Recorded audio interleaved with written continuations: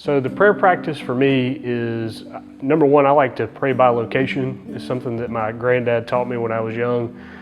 So if I'm passing by a friend's house or coming by the church or going past certain landmarks, it reminds me to pray for that person. And then secondly, I like to pray the Psalms and the Proverbs quite a bit. They're there to kind of give me a mode and a process for praying. And that's where I see my prayer life a lot is I need a process and a structure to the way that I pray.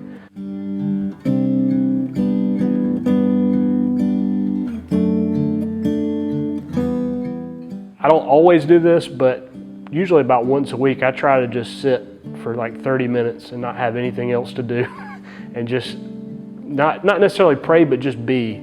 And it's really helped me feel inner peace that I haven't felt when I'm not doing it.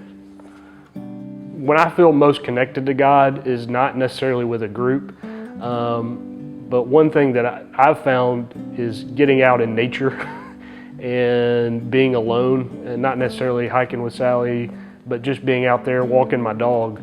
I feel that as just a prayer of just peace through that walk and that time.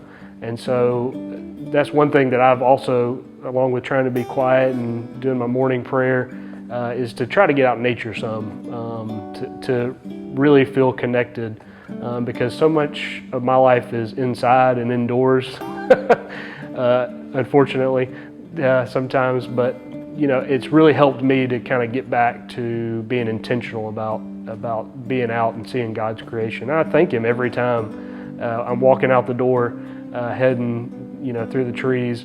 I thank Him for that time, and that's really helped me be centered and connected to God and feel close to Him. And one thing that I've really seen through the chapel prayer in the morning is not just a structured way to pray, but also we sing and we read Psalms, and it's a very structured way to pray. But I've seen in this past year, especially this tax season, it's been almost total peace throughout that whole time. And I've just seen the fruit of being diligent and coming every morning, Monday through Friday, to see that peace and that fruit in my life. I'm not one who is just keeps just runs through everything that comes through my mind. I like to have a method. And so if you've always kind of struggled with prayer, it's important to kind of find what works for you.